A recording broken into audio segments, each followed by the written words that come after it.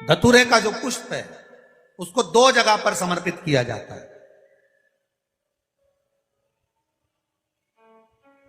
दो जगह, एक धतूरे का पुष्प जहां भगवान शंकर का जल चढ़ाने जाते हो, पूजन करने जाते हो, स्मरण करने के लिए जाते हो, वहां अशोक सुंदरी वाली जगह पर धतूरे को, फूल को समर्पित किया जाता है। एक दूसरे नंबर का धतूरे का जो फूल होता है, दो फूल जब हम समर्पित करने जा रहे हैं तो एक अशोक सुंदरी वाली जगह पर, फूल का जो मुख होता है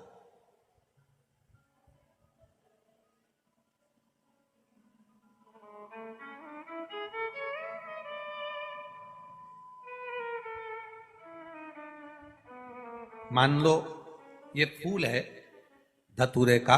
वैसे तो धतूरे का फूल लंबा होता है, आपने दर्शन किए किस किसने करे ना सबने दर्शन। धतूरे का फूल लंबा होता है। अब वो लंबा जो पुष्प है उसका जो खिला हुआ भाग है, जो खिला हुआ, और पीछे की जो डंडी है, तो अशोक सुंदरी वाली जगह पर जब हम समर्पित करते हैं, अशोक सुंदरी वाली जगह पर जब हम उसको चढ़ाते हैं, तो जैसे ये शिवलिंग है और यहां सामने अशोक सुंदरी की जगह है, तो जो अशोक सुंदरी वाली जगह पर हम पुष्प समर्पित करते हैं तो खिला हुआ जो भाग है, जो खिला हुआ भाग है, उसको इस तरह से रखते हैं कि शिवलिंग की ओर उसका खिला भाग जाए, और डंडी का भाग इधर गणेश जी, कार्तिकेय जी और 33 कोटि जो देवी देवता हैं उस ओर उसका भाग जाए, उसका भाग ऐसा समर्पित। एक दूसरा, शिवलिंग पर जब हम धतूरे का पुष्प समर्पित करते हैं, शिवलिंग पर जब हम धतूरे का पुष्प समर्पित करते हैं तो उस फूल का खिला हुआ जो भाग होता है उसका मुख हमारी ओर होना चाहिए। अर्थात डंडी का मुख जब शिवलिंग पर चढ़ाएंगे तो डंडी का मुख उधर हो और खिला हुआ भाग हमारी ओर।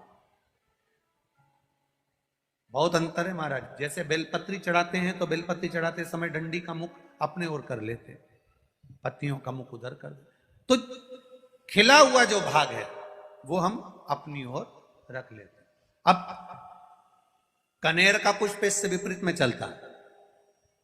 कनेर का जो पुष्प होता है उसकी डंडी का मुख हम अपनी ओर रख लेते हैं और खिला हुआ भाग महादेव की ओर कर देते हैं, वो थोड़ा विपरीत हो जाता है। तो शिव तत्व कह रहा है, भगवान शंकर का संवाद कह रहा है, शिव महापुराण की कथा कह रही है। दो स्थान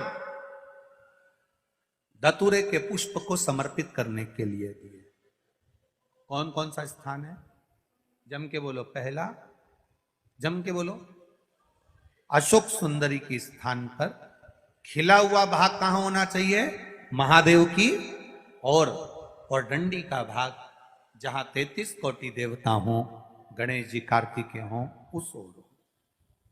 और दूसरा देवाधिदेव महादेव के